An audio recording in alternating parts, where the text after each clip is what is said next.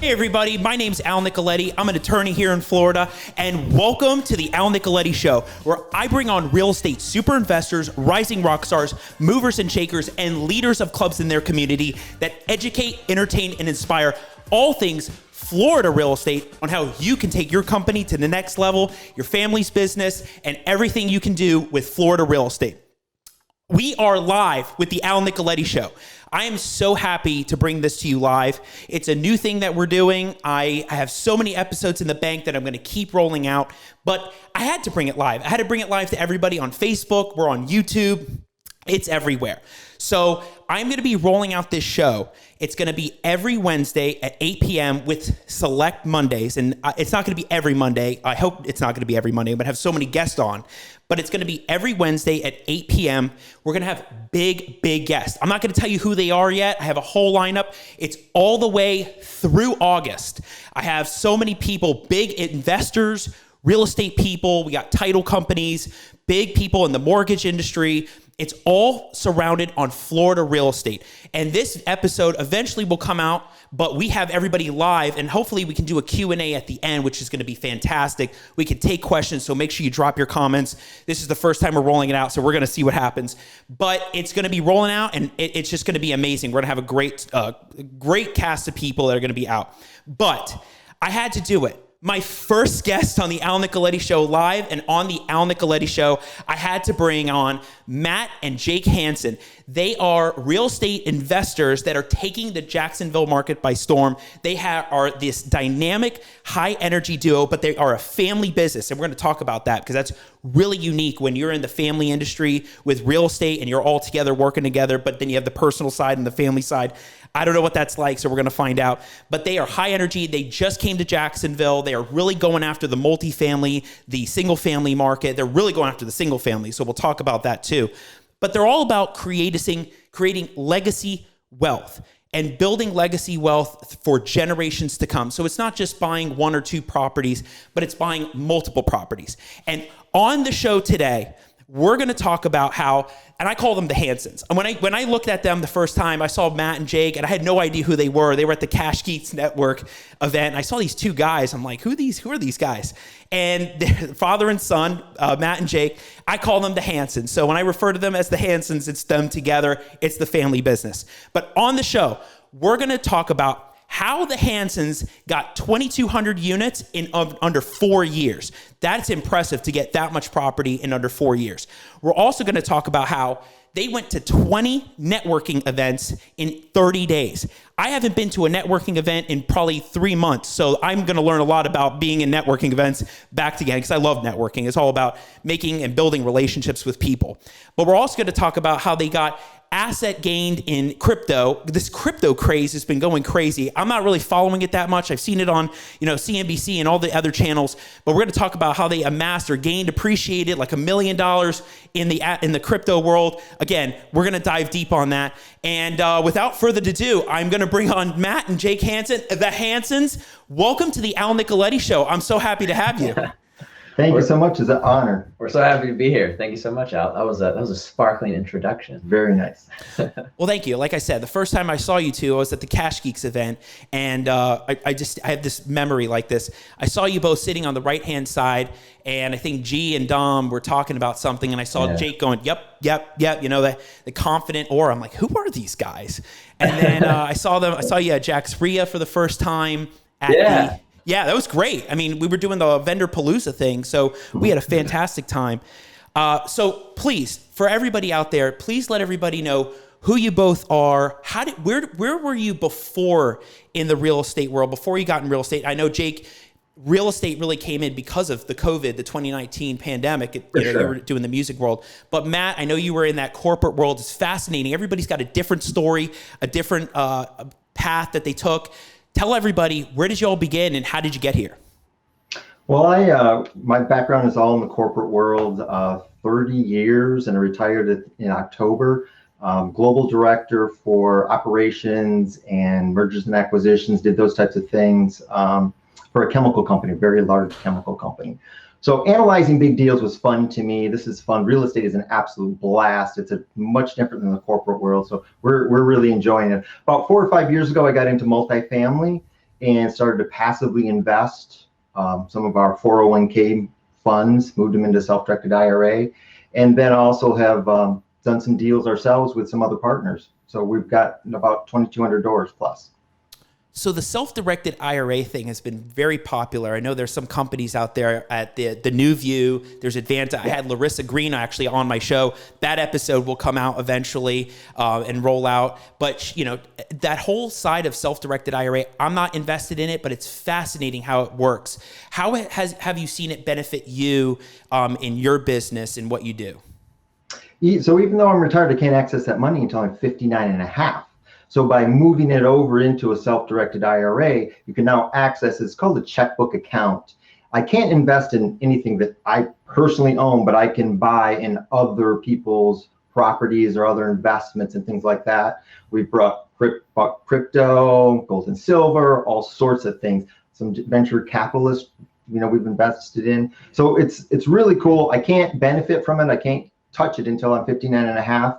But you can put that money to work for you versus it sitting in Wall Street in stocks and bonds. It can be like more. It's very much more active rather than just having it sitting there and being like, can't wait till you're 59 and a half. We get access to that money. So that was his story, kind of getting into it. So I'm gonna take over mine as far as when I started getting like really kind of heavily involved with the family's finances and really taking the reins on that was because of COVID. I was living out in San Diego as a working musician, and that just, kind of shut down overnight. And then I was working DoorDash for like 30, 40 hours a week just to like kind of make ends meet. And I'm like, this is crazy, this pandemic's going on. I shouldn't be out in the public like this, every single night, all day long. So I went back to Michigan and I was like, hey, so what are we doing? Like, so what's the whole real estate thing about, Dad? And he's talking about their single family investments he was doing with some previous partners down in Jacksonville, Florida. So that's kind of how I got into it. And he's talking about guys 401k money. I'm like, okay, so what can we do with that though? So it's not lazy money. So it's money that's, working for us, and that type of money can work for you when you deploy it into a self-directed 401k. Yeah, so for you, Jake, it's really interesting. You were in music, though, before you jumped into the real estate world. What did you see, and it's probably because of what your dad was doing, but what did you see that gravitated you all to the real estate world? Like, so before I got into all of the real estate stuff, I mean, I was a musician myself. I played violin for 15 years, right. And I knew playing violin, it was not going to make me any money. And somehow I chose law school, and then I don't know how I got onto a show that I'm doing right now. But, for me with probate, it was like, there was the foreclosure industry, then I jump in probate, and like probate somehow amasses with real estate. So what did you see with music? And then you saw the real estate side of things and said, wait a second, this is not going to be a forever thing. I really need to jump into something that's really going to make me money and create legacy wealth, the purpose of actually being on. Yeah, absolutely. And so, with the whole, that's a great question. So with the whole, COVID pandemic, I think not just for us, obviously everyone in the entire world, it kind of forced all of us to reassess our lives and kind of what was working and what wasn't. And, money started getting really tight, and where it was coming from before maybe wasn't coming anymore. So how can we as a family do that? Because like I said, I'm just going to be trading my time for money, driving DoorDash if I don't figure kind of something else out. And my parents have been flipping for like 30 years. Back in the 90s, before it was all cool and sexy because of HGTV, they just did it because that's how they got like leveled up in like homes. The home that I grew up in, it was like they didn't start there. It started from we actually rented we bought a mobile home and flipped it. Flipped a mobile home in the 90s. In the 90s, and made I don't know, $2,000 on it in like no time at all. Like, hold it, we can do this with houses. So he's helped us side houses in the middle of the winter, right? And like stuff like that. And paint down like and I was always aware like that was a thing, kind of like a side thing that they were involved in. And then I'm like, oh, how much you make from that one, Dad? And he would throw out a number. I'm like, wow, that's really impressive. But just in my really early 20s being so focused on the music. And then so once COVID happened, and then we had basically, it was what really cemented my excitement and kind of like love of the whole real estate game was our drive back cross country. So he moved me back from San Diego to Michigan. And so we were in a car together for 4 days. Yeah. And he kind of just like gave me the whole rundown. And I was like, oh, and I kind of got the greater vision of like what it could be, as far as, building wealth and building a portfolio of whether it's multifamily or single family homes, and what that can kind of do for your life, for your family now and your family in the future, and all that kind of stuff. What's really fascinating, though, about you two, and you're always out networking together, you're always out there tackling it together, is a family business. And I know a lot of the Jacksonville community is really tight, especially the real estate community. And it's very fascinating watching two family members that work together and actually have their own personal lives together, the whole family business, the dynamic duo. What does it take to create that and to have that balance, that family balance, the work balance? I mean, you two are, two peas in a pod right here. But I mean, it's incredible what you both do. How do you make it? What's the secret sauce to having that family relationship in the business? It's astounding. We get together, we get along so well because he was a high maintenance child. I mean, he was in the principal's office. He was very challenging to raise. So it was pretty tough up until he was 18. He moved out when he was 18, dropped out of college. He's going to a fancy music business school in Nashville. He got in with a scholarship. Lasted a semester. Said, I'm done. I'm moving to LA. So at 18, he moved to LA. So he finally came back to us after a couple of years. Yeah.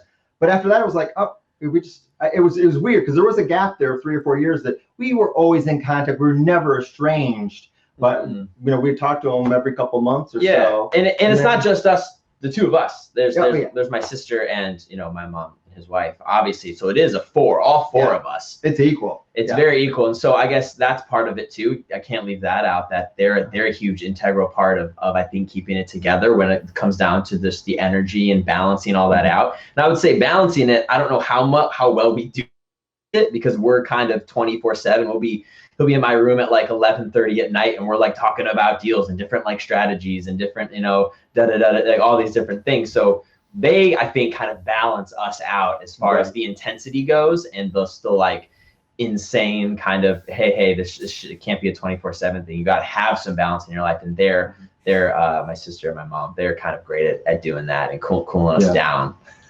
I can see you two as the guys that are like fantasizing about what to do, what's the next step, and they're bringing you back down to reality, right? Yeah, you need that balance. I have that in my business. Sometimes I'm like, got all these ideas, but let's come back down to reality about what's actually possible right now. Right. Yeah. Can't do everything. Can't do everything. Yeah. Yeah. So they really keep us in check, I think, when it comes down to family business and work life, because we all live together, in the same house, and so it is a 24. It's a balancing act, but. Yeah, it works out. Really fascinating. Yeah, no, it's so fascinating to watch you two at the networking events, and you keep going networking with people. We'll jump into networking soon. Yeah. But what a lot of people want to know is, where do you see these markets now heating up? Like, we talked about it in our pre-show talk and getting into what you really wanted to talk about today, which I thought was going to be a lot more multifamily, but how you're finding that you both wanted to tackle the single family in Jacksonville, the single family properties. What markets are you seeing heat up, or that seems attractive, especially in this environment of like people are overpaying over like $100,000 over retail right now, and they're not even knowing what they're doing. Talk to us about what this market's like and what you all are seeing that's fascinating. So my background, I'm still linked in really closely with the multifamily industry. I mean, there's like 1,000 or so people in my network. So I know what's going on with that. And I know Florida's the best market. I mean, next to Texas, I'm invested heavily in Texas with some other partners, but we've got 252 units multifamily here in Jackson. And we've got a fair amount of single family homes we're growing the portfolio on right now. But Florida's the place to be. Net migration, it's not going to slow down. There's no way it's going to. It isn't. People from the East Coast or West moving down here. So from the multifamily perspective, I underwrite 5 to 10 deals a week.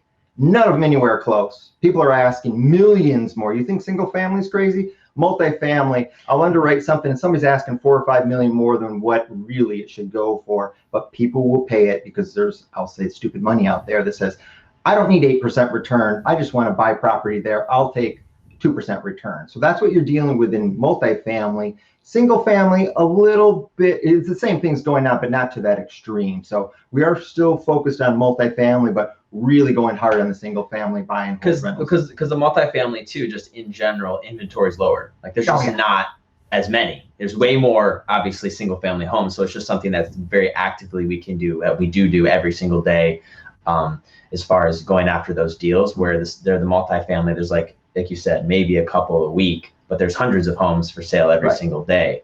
Single family homes. When I say multifamily, I'm talking 75, 100 units plus. Yeah, large, not like small. duplexes. They're $7, $8 million, $10 million deals or Right. larger. Which is impressive in itself because, I mean, when you're buying that much property all in one and then you're trying to either do rentals, right? That's what you're using it for. You rent it out, finding tenants. Nothing that I was actually thinking about talking about, but how do you find really good tenants?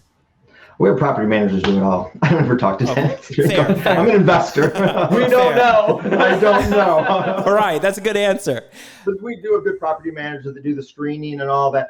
Through the whole COVID thing, we really didn't have a big spike in vacancies. In fact, because the property managers got so close with the tenants that we didn't have very many non-payers. We worked with them on payment plans and all that. So it wasn't catastrophic just because we had really good managers in there working with the tenants, helping them out. If they didn't know what the programs were, we were bringing it to them. Our property managers say, okay, here's so you can get some assistance here and here. So we really haven't had a big issue with that just because it was managed well by our team.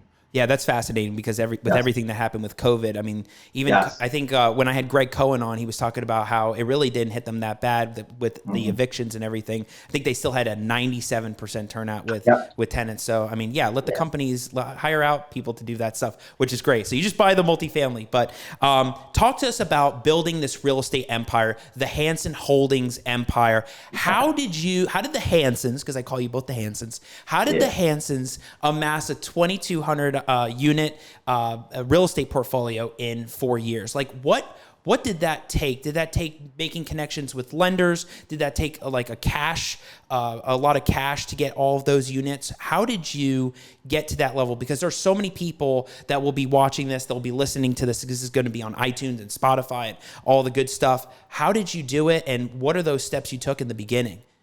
You really have to partner. You can't go off and do this yourself. First off, no one gives a person a loan for 18 million bucks. You've got to have other partners that have done other deals, that have signed on loans, that have got and you have to have a net worth. Collectively we have a net worth enough equal to the property we're purchasing. So there's a lot of requirements. So what I actually did is join a mastermind group out of Dallas. Networking. A networking group. That's the one word answer. So you have the network. You buy into this group. It's a good segue to the next point. You buy into this group, and everyone's kind of pre-vetted, and you have to have a minimum net worth and all that. So you can't do this alone. You just can't. I'm going to go and buy a $7 million apartment. You really need to partner with other individuals. And in that group, I've got a lending broker. I've got one of the best SEC attorneys in the United States that does our paper, our contracts and all that. And we all use the same property managers in the city. So you've kind of got a built-in network. So it goes back to networking. You can't do it alone. Relationships with other people that are interested in doing it and are qualified to also take on those types of endeavors. And so there's different facets of that of being, I guess, because you did a couple of the passive as a limited partner. And then you started getting active, so you had sweat equity in the deals, and we're getting paid. Yeah, and I actually put the deals together, did due diligence, did the marketing, did all those. So things. either you have to have some of the cash, like I mentioned with the limited partners or an LP, or you need to have the know-how and education and experience to go in and do the sweat equity work, where you're not putting any of your own money. You can if you want, but you're getting paid back by your knowledge and knowing how to execute a deal at that magnitude. And that only comes from learning from other people who already have doing that. So sort of mentorships and things of that, and people that are peers wanting to do the same thing. Which is why it was great that you were at the event with Kyle Paskowitz, Mike Grangine, and Glenn Friedman, right? For lending, because you want to, you just came to Jacksonville. You're new to the market. You're learning about who are the big players, like who are the people we can make relationships with, who's going to fit our mold, the Hanson mold. And for you both, it's not even just about the facets of what the real estate is. It's the building relationships part that's super important. I'm a big fan of that. I love building relationships with people. I think it's very important that you do that. There's even Pablo Gonzalez is a big fan of that. I'm sure you've met Pablo, and if you haven't met Pablo, I'm sure you'll meet Pablo. But he's another big one. Oh, yeah. Yeah, there's a secret sauce to networking and building relationships. And so that being said, you both attended 20 networking events in 30 days. So fun fact, since the pandemic hit, I mean, I've been doing all these videos. Now I'm taking the show live. I don't know. I think I've been out to like 2 networking events in the last 3 months or 4 months. And so you guys are taking it by storm. What has that been like? What has the Jacksonville community been like compared to where you came from? Because I will say this personally, I came from Miami. It's nothing like it is here. I mean, I love being in this community in Jacksonville. Everybody wants to do business together. Everybody's a big family.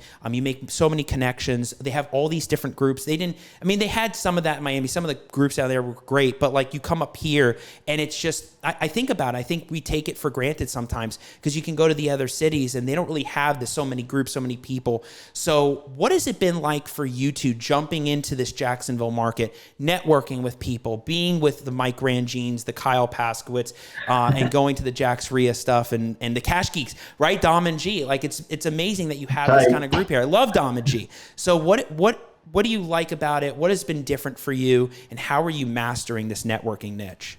Can I take this one? Go ahead. Yeah. So so he and I came down here a month before our new home was being built, this townhome, and literally the day after we got here. So we got here Saturday, and then there was Sunday. And Sunday we're like, okay, what are all the networking events? What are the events? Went on to meetup.com, went on to Facebook. Who's doing real estate? What's happening?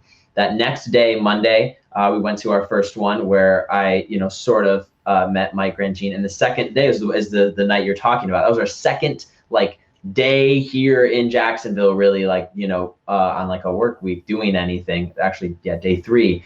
And we built that from there. And we're like, okay. And we talked to Kyle Paskowitz on our second day networking ever. And it was just one of those kind of freak things. And we don't know who we're talking to as it's happening. We're just like, oh yeah, this guy's a really big dude. He does deals and whatever. And it was all a nice conversation, but giving us, kind of like instant download of like the Jacksonville market and what's happening and kind of what's the current state of it all. And then we just didn't stop for that first month. And like I said, when we came down here and rented an Airbnb. And so we were just out, I think it was five a week. It was just sometimes two a day, if that's what was going on. A lunch, just every single one. Suit up. We would suit up. We would suit up and we would go out, and we just made that happen because we knew that we needed to become educated and have the knowledge about this market, which is number one, in business 101, it's know your market, do your market research. We were in extreme market research phase for that first month. And we just got to every meeting, shook every hand, and, took every business card, and then, followed up on a lot of those relationships. And we had dinner with Mike Rangine. Was that? And his wife last night. Yeah. Last night. Our whole family did. Our whole family did. Yeah. I had it with Mike and Dom and G from Cash Geeks. G, I hang out with. We're just, we're pals, and it is like you were saying. So it's just really tight knit. The people that are doing it and are making it happen. Everyone knows each other, and that was just, we knew that was going to be really important, and it was cool. We felt very welcomed in very, very quickly. Sure. To the network, the community, and through that, tenacious, just we got to get out there and meet the people, because that's what's gonna set us apart. Yeah, that's what I felt when I first got here. I was like, you got to just get out, go do it, go meet. But what changed it for also what I did was I started doing more speaking. I started getting out there for more events. Of course, I was doing all the probate stuff. I'm still doing all that, preaching it out there. But that worked a lot for me.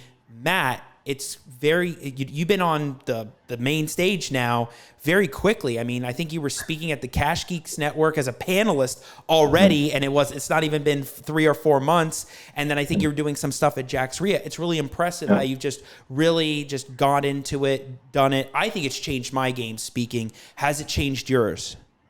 Yes, I think it's a great opportunity, and I just don't think there's a lot of large multifamily players that are sharing their knowledge. I don't know of any in town. So I think it was just getting to know people and saying, hey, would you share with this? And the Jax Ria, we're sponsors of the Jax Ria Association now. Well, actually, we joined the first month, I think we became sponsors of that. So it was just a matter of sharing the information. If somebody wants to get a multifamily, glad to give free information, just like you do. The content you produce is dramatically powerful and valuable, and you just do it for free and thinking, I know this is my community. I want people to be successful. I want to help them if I can. So But I just love it. It's a blast. He was speaking at the second Jack's Korea main monthly meeting we went to. He was the speaker.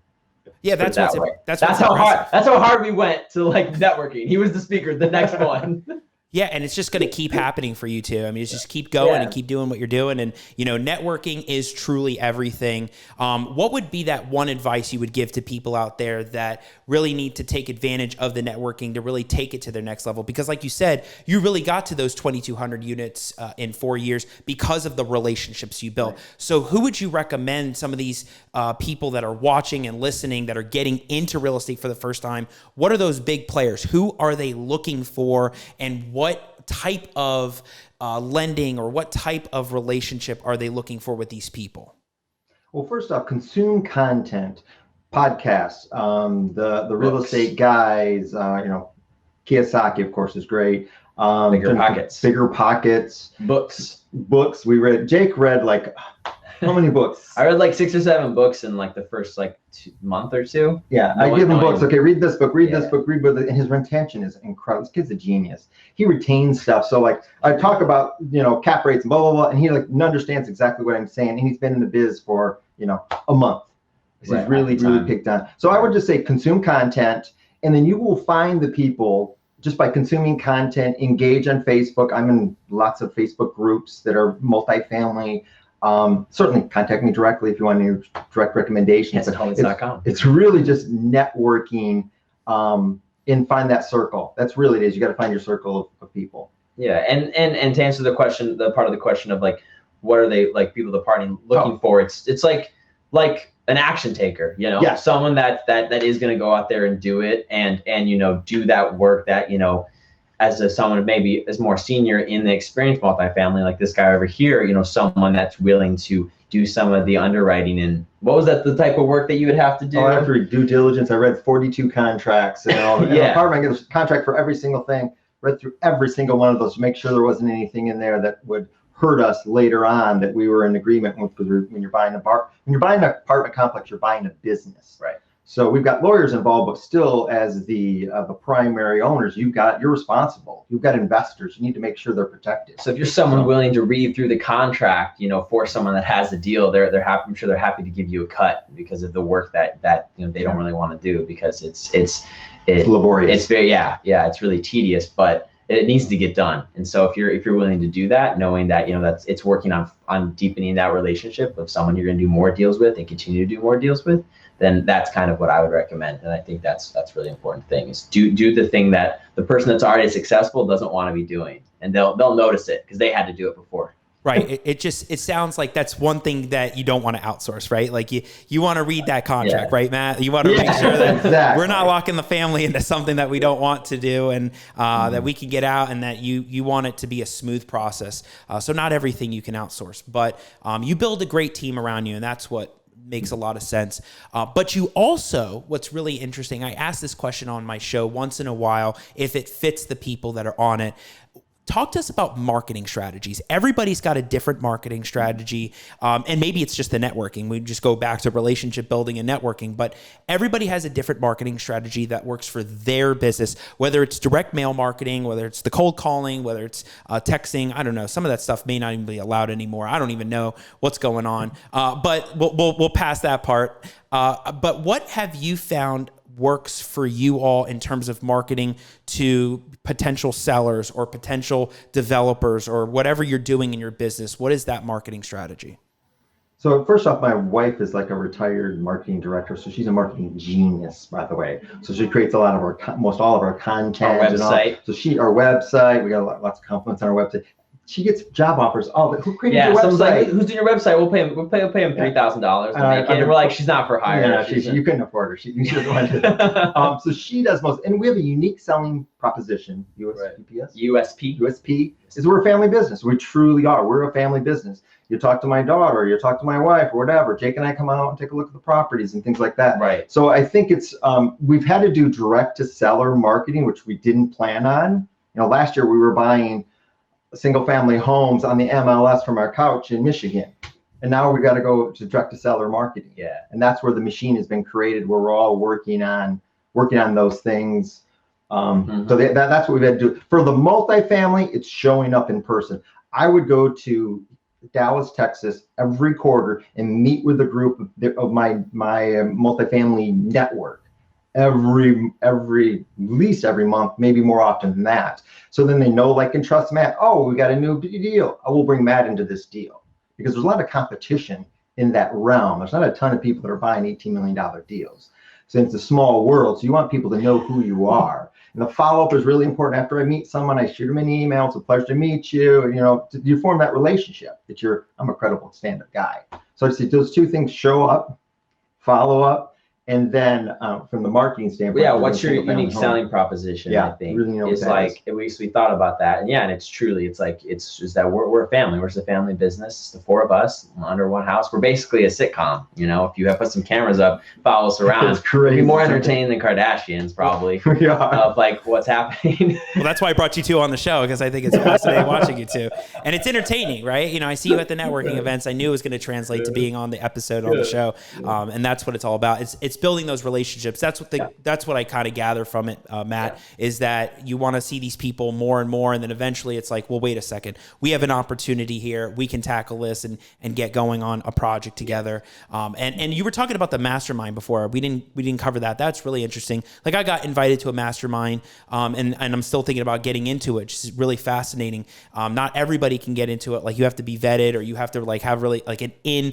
at the place. Maybe it's not because you have $1 million, but because you just got to know people. And that's what it seems that has helped both of you. And it's going to even help you too, Jake. Having even just started out, you're going to get to know everybody that you can, even in the Jacksonville market, and expand out more and more in Florida, which is just getting hotter, where people are like going 100 over retail right now. How have you two been handling that? I still don't, I don't know if I asked that, but how have you handled the market being so on fire with single family? Are you in the game for overpaying?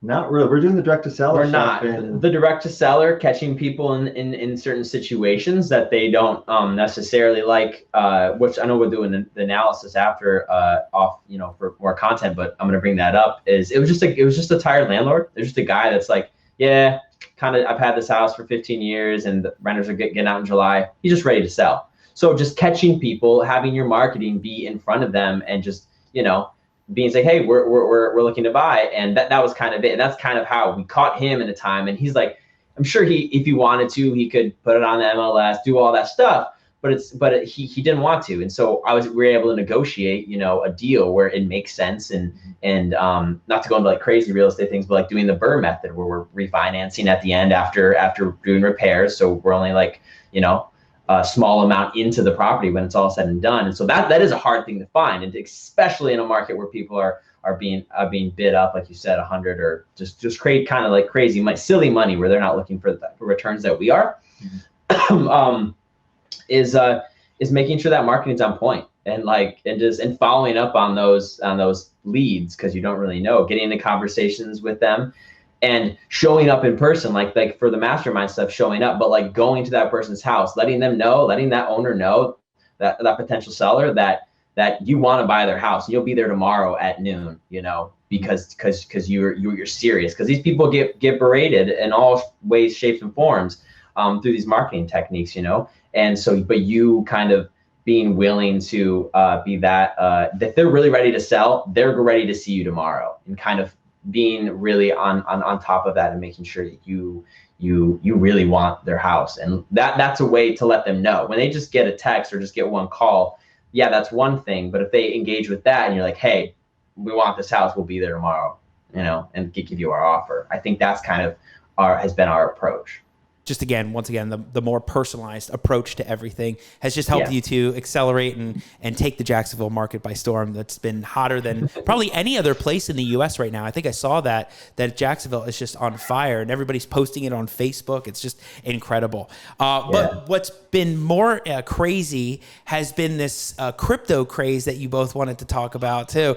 I mean, I don't know anything about it. I know that some people find this fascinating on Facebook. Everybody's like on the crypto app. apps. I see on the news stations they're talking about all these other coins, this coin, that coin. I think I saw Bitcoin 4 or 5 years ago was at $400 and now it's taken off. But I don't know, educate us on all this stuff. But how you, what do they call it, gained or appreciated $1 million in 5 months on the crypto side? Yeah. Talk to us about this crypto craze and has this related to your real estate business at all? What is the two and two together? Right. Well, Jake's really the one that got. It took him a long time to convince me to make 3 weeks. I was telling my dad, we gotta buy some of this stuff. We gotta buy some of this stuff. But scary enough, I understand it now. Yeah. and I think everyone should have some of it in their portfolio. But Jake will talk a little bit more about that. And it's been incredible, the gains that we've seen. Over $1 million. Over $1 million. Up. Not like what we have in Plus, but up. It fluctuates. The fluctuates, but the gains have tipped the scale at 1 mil, which is crazy to say. And so I think to have a really bird's eye view of it, to not go crazy into it, because I'm crazily studied into this stuff. I spend hours a day learning about it, because what essentially it is the future of finance. It's the future of how we're going to buy and sell goods and services, and how we're going to save our money. How it's the whole central financing system is and will go away in the next 5 years. And you can put me on record saying that. And Bitcoin is the gold of what that will be. Store of value. Store of value, because cash is trash. And you have 25% of all of the currency in the United States being printed in 1 year. What do you think that's going to do to the dollar? And that's one of these reasons, these motivating factors. But Bitcoin being the gold of the future, and that it's DeFi is the term, decentralized finance. And that's kind of what's going to back this it's a whole movement. It's already happening in other places in the world. And it will get to a point where the United States can't not adopt these technologies, this DeFi protocol with finance, because from just a sheer economic standpoint, we're not going to be able to compete with the rest of the world. Because China and Russia and Korea and whatever, all these superpowers, creating all these goods and services, but we're not going to do business with America because they're not on board yet. And we will be probably one of the last countries to adopt it, because it kind of starts from third world, second, and the first, because we're well, it's fine, we're good. We don't need cases like in Kenya where they're sending each other money with cell phones. You think they're in the dark ages, but there's guys working in one village sending money to his mom in another on iPhone 5s on LTE networks. And that's real. There's no banks. There's over 1 billion people unbanked in the world, but it's basically showing that it's not necessary anymore. And it avoids transaction fees and arbitrary withhold amounts. Even us just trying to buy into Bitcoin, our account got restricted. And I was because it's through this other arbitrage thing. But now that we have the hold of it, I can send it from me to you, Al, right here. We're all good. It's a transparent transaction. No one knows who it went to and who it came from, but you can show as a visible ledger that amount got sent to you. And so that's the blockchain, right? That's the blockchain technology. That I know. All of decentralized finance is built on that. And so kind of to wrap this in with the real estate, because I don't know about me, real estate's not my passion. I don't just love houses, but I love what it can do for my family and what it can do for, my future family, my children and their children's children, and what that can build, right? And so having a deep understanding of just finances in general, I think is really important, and knowing that this is where it's going towards. So for example, was it last Friday? Yeah. Last Friday, I love this story. Last Friday, we met with a potential seller of a house. We got him on our marketing, and he's yep, I'll see you there at that time, 2 days from now, Friday.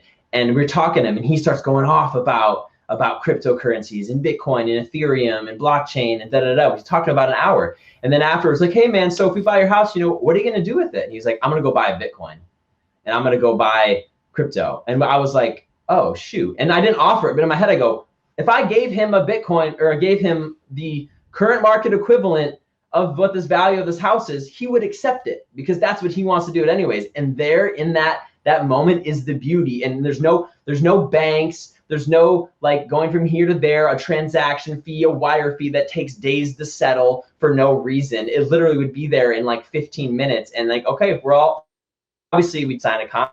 I agree to give you this amount of Bitcoin at this time, and blah, blah, blah, blah, blah.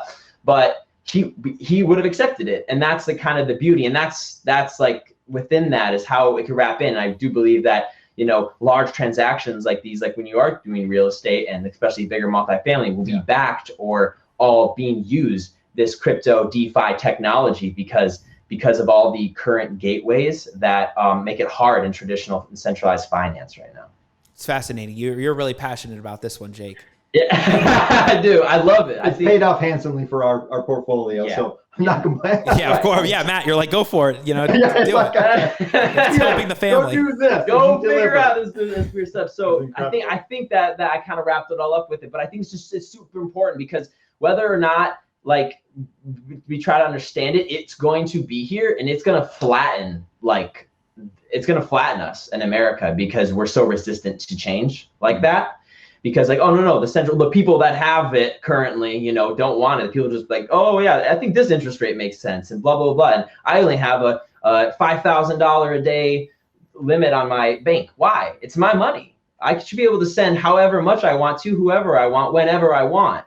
And so that's that lack of regulation that the DeFi allows is what scares traditional finance, but it's just ahead, like I mentioned earlier, how we're not going to be able to compete in the global marketplace and if we don't adopt it because it's being adopted all around us, and it's gonna creep up, and it's gonna be important to understand what it is. And I think that's just super important to just watch a couple of videos, see what blockchain technology is, because it's better and it will be here, just like a Tesla, you know, like slowly and surely, Elon Musk is like, okay, we're gonna get these to every single person, and in 2 years there's gonna be a $23,000 Tesla. You know, now we're talking that's like a Toyota Camry. I'd rather have a Tesla than a Camry.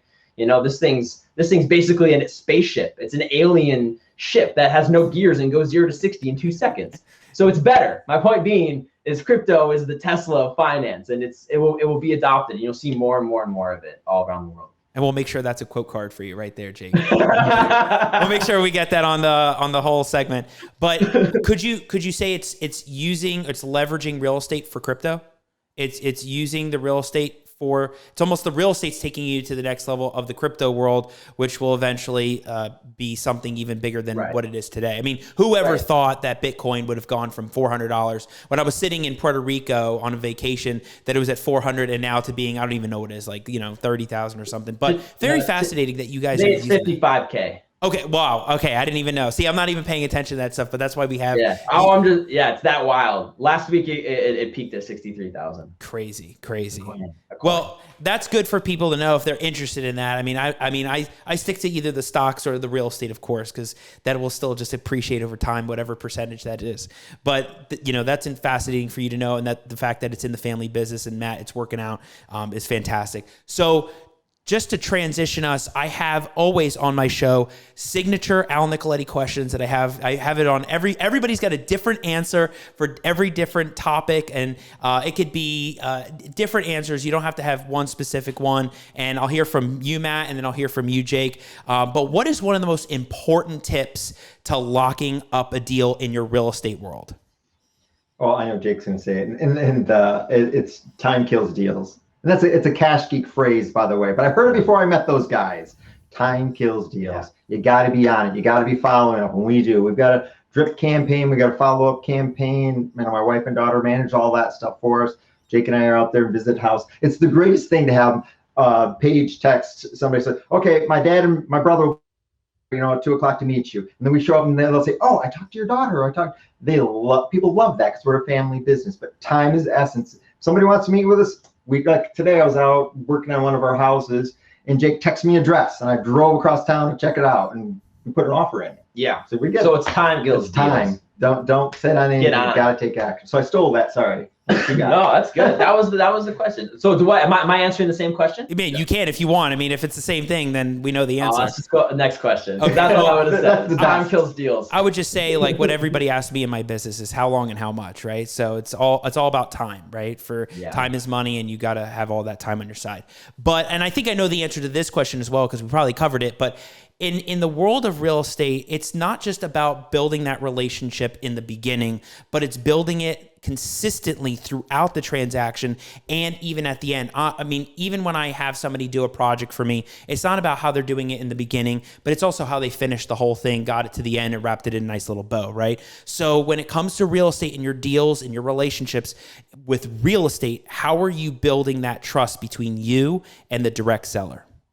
Oh, it's follow up. So we got communication. A deal under contract. Oh, 3 weeks ago. 2 weeks ago. And so we walk them through everything, and then every Monday morning, hey, I won't say his name. Here's your weekly update on where we're at. We've got the appraiser out. We did this. It's in the title company. So every Monday he gets a note from me, an email from me, what's going on, how it's moving forward. I've talked to your property manager. We've got the contracts. It's always found. So they know that I just didn't leave them. We signed the deal. I'm appreciative of that. And when we're all done, I'll make sure, he's going to get a big thank you. And so it's a positive experience. We want that. We want him to say, yeah, we bought something from Hanson Holdings. It was great. We sold from Hanson Holdings. We want everyone to have a positive experience with this. Yeah. So the communication of things moving forward, and not just and after they got the contract signed. I think that's really important, and we like to be very personable, like you said. Yeah, communicating is everything. I mean, I've talked about that on the show before. It's about being there for them and trying to understand what they are looking for, what's their end game, or what do they want at the end, and kind of helping come to that solution. It's solving problems too. Yeah. I think it's also solving the problems that help everything. But I love following up. I follow up after every networking event, after every meeting. I'll even follow up after this, right? But it's all about communicating. And so I think that's very important that you guys do that. And it's just fantastic. So the other signature question is, I get a different answer on this all the time. Sometimes it's title, sometimes it's lending, sometimes it's financing, sometimes it's tenants won't let us in the door. Sometimes it's just the property's just too dilapidated, or the foundation's really messed up, or maybe it's not having the contract when you went to the house or something. There's always a lot of things and hiccups, and usually it's title, right? And in my world, what happens is there's a lot of title things that come up, and we just knock out the probate. Now it's not about the probate anymore. But what is one of the biggest deal killers that you come across in your business that potentially kills the deal or has killed the deal? Well, I know there's ours is appraisals. Getting appraisals done are a nightmare. Today we had doing a refi, and I got a guy to come out. The first guy flaked on us after 2 weeks, said, "Oh, no, I guess can't do that deal." Then I got another guy that's going to come out in a week and a half, and then he called COVID yesterday. He's supposed to come today? Yeah, today. Yesterday? And he says, "I got COVID." And I was totally empathetic to him, but what do I got to do? So I'm start calling appraisers, and then I did find somebody else that's going to come out on Monday. But even back last year when we were buying a single family home, we were having problems with appraisals, getting them done. They're just overbooked. One guy says, "Oh, I can come out and do the appraisal on Monday, but you won't get the paperwork till mid-May." Because he can physically go there, but he can't process it for that long. Now, what's our other pet peeve? And we hear this from everybody everywhere we go. About a deal killer? Well, deals, but just doing we're deals. Concerned with things that need lots and lots of work and repair because of the this is just what people say is the contractors, unreliable contractors. I'm not calling anyone out specifically, but we get scared away from certain deals because we're like, yeah, that's going to be $80K of repair at this price. It works with ARV, and we have a profit, we have a spread, but do we really have someone with $80K of repair that we want to trust to go and do that work? So that's kind of been a couple of deal killers. I think we've said no to some deals because we're concerned of us being able to get that work done in a time that makes sense and isn't gonna, eat up away at our profit margin. Right. That's been a huge concern of ours of we don't feel like there's anyone reliable. We don't hear about anybody. Right. Honestly. So that scared us away from some deals. Unless you're checking the Yellowbird page or the Jacksonville page and people post about who they like, and then everybody's going to them, and then they're busy, and then you can't use them. I actually did that, and I can't even give me quotes. They'll come out and take a look at it, and then I don't even get a quote back. And it's not even about them. It's just it's the sheer demand. It's the same thing with the appraisals. Like if you want work, if you want to have jobs forever, be an appraiser or a general contractor in Jacksonville. Like they go after that, you'll never run out of work. And so it's just, there's so much work that it's like, there's just not enough. The demand's so high and supply is just a little too low, especially with the contractor stuff. Is if you want to start GCing, you got jobs for days. I'm sure you do, especially in this market where there's so much land and so many places to build. But yeah, Matt, what would you say is how do you find a great appraiser? Like what is that like? Because I don't know what that's like. You know, it's not easy. It's just calling, and I check reviews. So the guy that had COVID referred me to somebody else, and then I checked the reviews on that guy, and it was terrible. He was a bigger company, but it was like, and I said, I'm not going to call them. I've just seen so many horror stories, so we haven't landed on one yet. Interesting. So no, so I went and did a search on Yellowbird's Facebook page, shout out Kyle, to say appraisers, and so who recommended appraisals in the last because everybody's doing this. So I called those 3 or 4 people, and that's how I got the guy that had the COVID thing, and I think he's going to pull through for me anyways. That's how I got it, and I called 3 of those, and they were like, May. I was like, okay, there's just no way around that. Yeah, it's hard. I've heard it's really hard, especially in this market, and it seems to be one of the biggest deal killers for a lot of people. I think I've had that answer 3 times on the show. I think that'll keep rolling out, but I've asked that. I think with some realtors or even some title companies have even said that as well. So you never know what you're going to get with that answer. But no, hey, everybody's got a different one, and now you have appraisers and then contractors, and you're going to keep finding more of these things. That's why the answer is different for me, right? With title, sometimes it's the fact that all of a sudden they find a death certificate that's like from 30 years ago that needs to be recorded. And I'm like, I don't know, how did nobody know to find that? But anyway, so, great that you're on the show. I'm so happy. I mean, we've been going strong on this, going through everything with the Hansons. Who are you looking to connect with? Who do you want reaching out to you? And how can people get a hold of you so they can work together or network and build relationships? Jake, it's hopefully not that much of a loaded question, but who are you? I want it to be a really good answer. Let's go. Give it to me. I don't know yet. I was thinking. It's contractors. If you're a good contractor and are going to follow up, give me a quote. Actually come tour the property and actually give me the quote. I can get them to come and not even give me a quote. And so then I'm not going to hire you even eventually after 2 weeks. And I still don't do. If you're a good contractor, we have lots of money. We will pay you handsomely. Just come do the work. We know they're out there. I don't know, maybe they're not, but that would be the thing. If you're a good contractor, we'd love to work you. We're easy to do business with. We're clear. We're concise. Communicative. Yes. Pay on time. That's what we would like. I mean, and we really are just thankful for the whole Jacksonville real estate community. Folks like you, Al, just been fabulous. The Jax RIA group, the Cash Geeks, Jackie Herr. I'd like to thank all my friends out there that made this possible. I mean, there's so many people that have all helped us. I think he was planning that. We're just so fortunate. They've just adopted us. Yeah. They just love the city. It's great. It's really wonderful. Yeah, you can not say so many things. Jacksonville has been incredible. The entire community is amazing. But thank you both for being on. And so you have your social links. Are you on YouTube? Are you on Facebook? Or I mean, where can people find you? We're on the Facebook. Hanson Holdings on the Facebook and our website. And so on our website has all of our contact, all of our individual emails, and I think even phone numbers.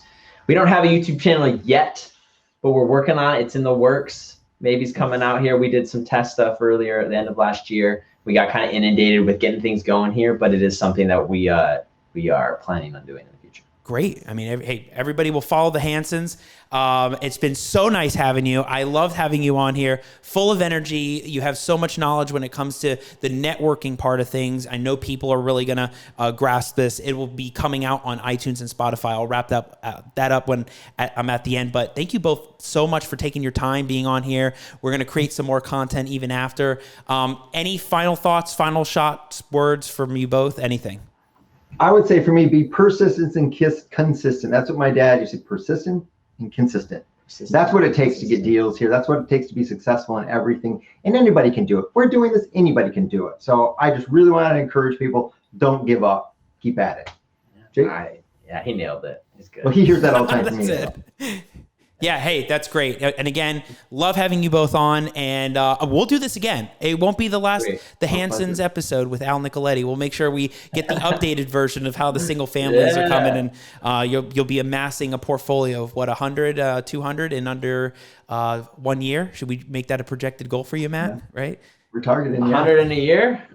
Ooh, that's a big we'll throw some multifamily in there. Yeah. Okay. Yeah. With the multifamily, yeah. that'll lighten a little. Yeah. You'll rub that number in. There you go. Thank you so much, Al. Thank you. We really appreciate all you do. You're wonderful. Thank you so much. I loved having you on, and we'll do it again, and we'll wrap this thing up. So, hey, everybody, if you want more content like this, make sure you check out the Al Nicoletti YouTube channel, the Al Nicoletti Facebook page, and check out the Al Nicoletti Show that is going to be on Spotify, iTunes, and I think it's everywhere now. I have a brand new website, so make sure you check it out. It's www.alnicoletti.com. I have content on the show. I have videos posted on YouTube on partitions, probate, quiet titles, a whole bunch of content. There's going to be more stuff rolling out, new videos rolling out that have been on Facebook, and just make sure you check it out. And I will see you next time on the Al Nicoletti Show. Thank you for watching.